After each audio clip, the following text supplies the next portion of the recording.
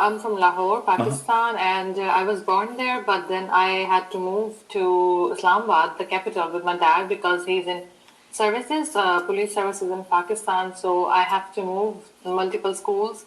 Like when I was in fifth grade, I was in fifth school. Then I was back in Lahore, and then I settled there for my O levels exam, and then I completed my O levels, and then I got enrolled into A levels, the higher education and the Cambridge system, if you know about it, the DCO level and A level system, No, I and don't which think. is normal. Actually, it's the in Pakistan there is one matriculation which everyone has to apply for the National Board of Pakistan. But Okay, okay. I did my higher education. I'm sorry, the secondary and the high school from Cambridge International Board. That is the associated from like Cambridge International, so it's the exams from there. So after that, I applied for engineering schools and like to the like good renowned schools, and I got into UT Lahore, which is the most and the only public sector university of engineering in Pakistan, and where I get first into architecture for 2 weeks. I studied that, but I couldn't catch the interest in it because it's like more of arts and everything. And then I took classes in materials, and then I figured out that I would want to work here because during my A levels, I kind of see that I developed this interest for aeronautics and aeronautical engineering and this kind of interest. So what I think that through materials, when I searched on it at that time, I saw that you can pursue or work with aerospace industry or automobiles through materials, and like you can have a career path linking that. At that time, this was my mindset before joining the materials, and then I did my bachelor's there for 4 years, and I ranked first in my class with distinction in the whole batch. And in the same year, I was in my eighth semester when I applied for Erasmus, and in January I got my acceptance for the scholarship. So now I am here in TU Darmstadt for my first year, and my second year is in Grenoble, France, and this is my fully funded scholarship for my master's here. Okay, okay. So now I'm here, yes, and the problem for now I'm facing is that when I was in bachelor's, I had this confusion where to go, like for master's. I gave my GRE as well and TOEFL, but my score wasn't really good. So now again, this is the confusion that I think from like September onward, we begin to think again on over it, what you want to plan, where you go for. And talking about the career goals, like you said, where I want to see myself, is it that with time, I think I developed this thing that I feel that I had like good skill over academia and everything, and I chose masters. But now, in doing masters, I think one is able to identify this more that whether you really want to go into academics or not. And at this point, I'm really confused that, so like for PhD, I think you need to be really sure about it and really committed. I don't know, because it's like a couple of months of years you have to invest and dedication.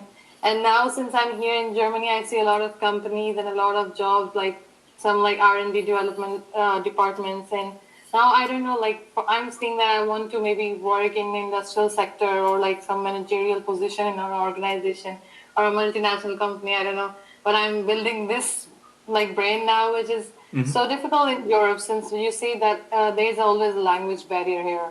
So and my like language skills are not Yeah, that right, much, and I right, think they're not at all that much. right, right. Okay, so let me let me answer some of your questions, and I understand your point. So I would say one thing is you were right in saying that whether you want to do PhD or not, it should be driven. Definitely, Mm-hmm. that's for sure. How do you know that, or how do you not know that?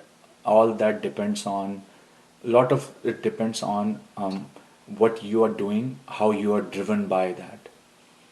So, for example, and when I decided, so I came from India to US, and when I decided, okay, and I knew from the first day that I will do my PhD. I had no confusion in that because I was very much driven by the interest of materials a lot. Like, so even though after my master's I had a job, I did it for 2 months because I didn't have anything to do. I joined my PhD right away. right? Okay, like directly after masters. Yeah, so I did my undergrad, master's, PhD, 10 years straight. So, but that doesn't mean that everybody has to do it, because as I said, it should be driven by, it should be a driven thing, right? That's number one.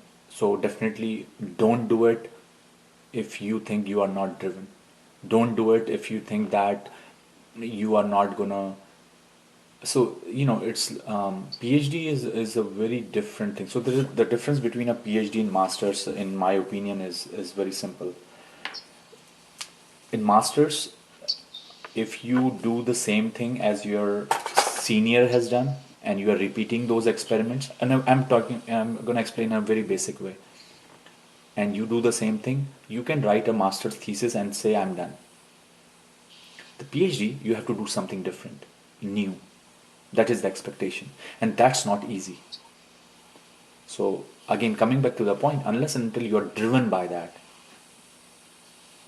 right, doing it could be a disaster. And there, I have met a lot of students, numerous people that I've spoken with, who have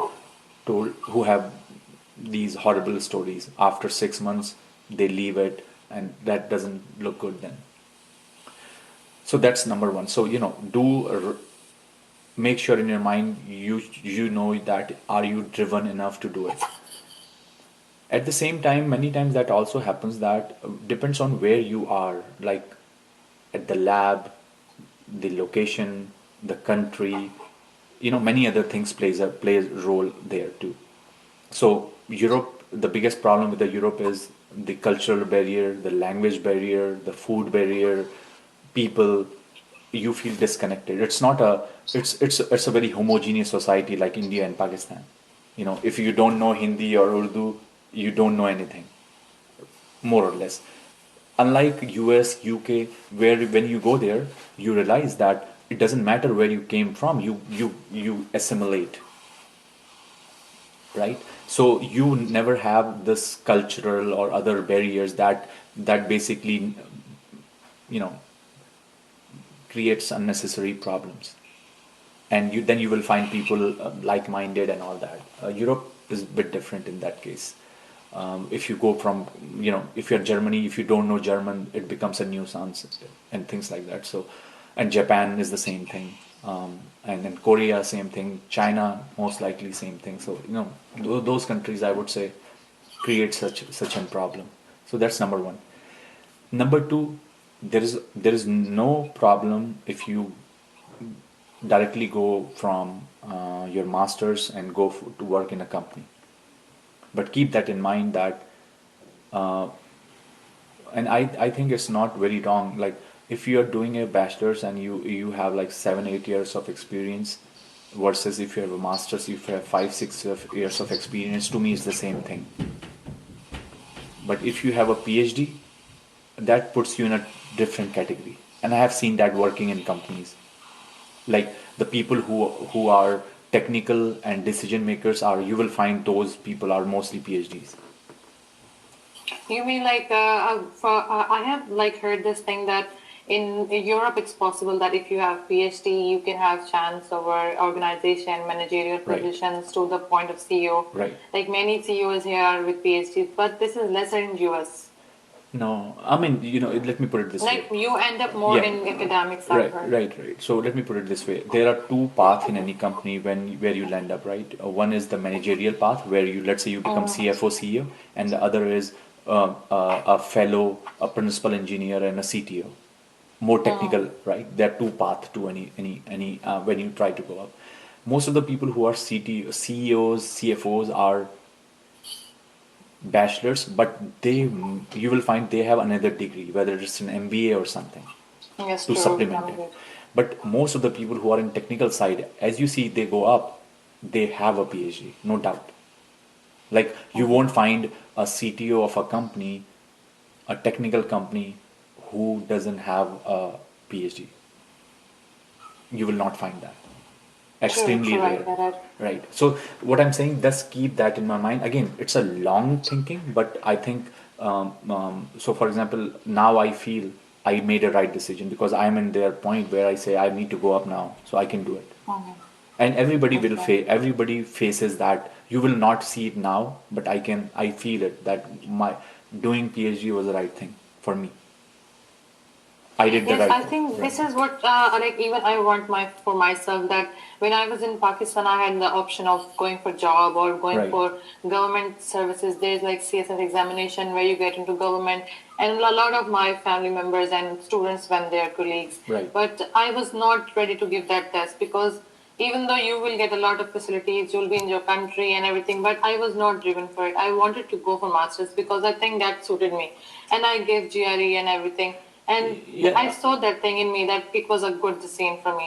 And now the same thing I want that because for me I think I do something with so like perfectionism. I think to some extent, not really. I get that I got this distinction in my department, and I feel that I was really suitable for academics and research. But at this point, I want to feel this thing like for PhD as well because it's a commitment of 3 to 4 years. In Europe, if you're here, it's 3 years, and in its like US, it's like more. yeah. So this is what I want to feel that if even if I go for job and then if I feel after some time like okay it's not for me, I can come back to PhD and apply for it, make a good application, and but then I feel that if I have to go to PhD, then I should be like preparing for PhD from my point. Why should I go for job then? So like But then at the point there's also like maybe I should go for a management graduate degree program. Like I also come up with these things, so there is a confusion because after masters, I think many people go like confused about these things yeah, but because yeah, but I think you can also do. Um, I mean, I don't see anything wrong in it if you find a position in a good company. mhm. Yeah, I really wish to, but like the market here is quite competitive with the language barrier. Since I have like 1 year in Germany and then 1 year in France, it's a mobility program, and I couldn't get that command which like Right, I should have. right. I hope that there are English speaking jobs here, which many people say there are. It would be my priority, but on the same end, I would like to like continue my quest for PhD position. No, no. So that what I'm saying is, I think right now your biggest problem, challenge, what I see is you are not able to make a decision, right? Whether Yes, true. right. That's true. So I'm just trying to declutter that and trying to answer that. So the only way you can do that is let's say if you are able to find a PhD, Mhm. sorry, able to find Yes. a job, and go and join and see what it does to you. But then you have to find the right job too. You can't work for Yeah. a insurance company and say this is a job. I'm not talking about that, Yes, right? true. With my field, especially, I would like Right, to work. exactly. So that's one thing. Another thing I would say also, Mira, that if trust me, that let's say if you apply at Oxford or Cambridge or something, and if you are able to secure an admission, I would say trust your gut and just go. You will enjoy it, right? So many times, the way you can also make a decision um, is you say, I don't think I am getting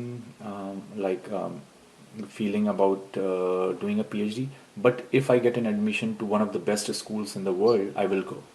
You know, so you can make that decision too. That would, what I'm saying, that will make your decision making process much easier, because then, let's say, as I said, if you get an admission at Oxford, and if you're able to secure it, I'm pretty sure you will go. You know what I mean? So Yes, I that, get it. If you get yeah. into bed So school. yeah. So what I'm saying, try better schools if that decision is that difficult for you, because another thing one you have to understand is, you can think of, I want to do this, I want to do that, but it's not all up to you all the time, True, true, yes. right? You can, for example, I can say, right, I want to become the CEO of Google, but can I? So I have to be very realistic also in my situation. Mhm. So for example, if you think that finding a job at BMW, which is the best company I can work for, and material science department, is it a possibility or not? Maybe not. So why should I think in that direction then? So just, be careful about what you can have. And also, I will add one thing here. Make sure that you add your long term goals in your decision making. Don't think about now. And one thing I talk to people in my couple of videos is your mission statement has to be very clear. What is your mission statement for career? So, for example, it has to be as clear as after 3 years or 2 years, I want to join this company for this position in Pakistan or in Germany. Because if you have that mission statement very clear, then you will really know what you would be doing. So, for example, my mission statement could be after 10 years, I want to become the director at Boeing in US, right? And let's say if I need certain skill set to develop that, I know what to do, right? And also because I have specified the location also, I know where to do. So, so that's what I'm saying. And if my mission statement is okay, after 20 years, 10 years, I want to become a CEO of this company in India. Then I will know what I have to do for that because I specified my target and my location. But then it means that I need to get out from here. I need to do something else. So make sure your long-term mission statement is clear, where you want to land up, what you want to do. Because many times what happens is, especially for girls, I have seen that quite a lot when I counsel them. uh, Many times they don't realize, and or they do realize little late, that it's sometimes your personal challenges also plays a huge role in your professional career. And right now, Yes. probably you may not think, but trust me, after a year or two, you would be like, I can't do this because of certain things. I have seen that. May not be your case, but I have seen that. So just, Yes, I think I'm well aware of it, that this thing goes with the ladies, like yeah. girls, especially from Asia, like they have to go through No, this it's thing. not just Asia, everywhere. It's even in US. I've seen that. So it doesn't matter. It just, I mean, certain things like I spoke to one time a girl who was pregnant, and she was saying, how can I apply for job and all that? I said, you are pregnant. Or what do you want me to say? I mean, this is something which only girls can have, right? So again, coming back to the point is, certain things, because of certain situations, certain things are different, and um, take that into account sometimes. Or if you're not taking into account, then you will have your personal challenges, and if you're okay with that, that's okay. Yeah, I mean, like, I actually tried to make sure of those things, like, before Right, coming here. So, right, like, I could, like, feel that, like, personal challenges, or if you have discussed it with your fiance and everything, I think then you can plan together and move forward. right. Then it's something that helps you a lot while No, no, it is. deciding for your Yeah, career. no, no, it is. But what happens is, as you grow older, Yeah. the challenges becomes worse and Yes. worse and hard to tackle. That is the thing. I think for every age and for every time, there are, like, more Right. and more challenges than before. Right, right. So what I'm saying is, because what happened many times, you said one thing which I want to point it out here. You said many of my friends joined a job and I took this because I liked it. Do you know what happens is, one thing, when you take a challenge, it doesn't make your life easy. It makes your life much harder. Yes, that's true. I mean, like, I sometimes feel that even though I came here, like, yeah, I mean, I think with every big thing comes responsibility. Exactly. This is what So, I feel like. no, no, It's absolutely. more of No, the challenge. it's not your feeling. It's very true. Yes. So many people think, oh, your life is easier when you take a challenge. No, no, no. You make your life worse actually.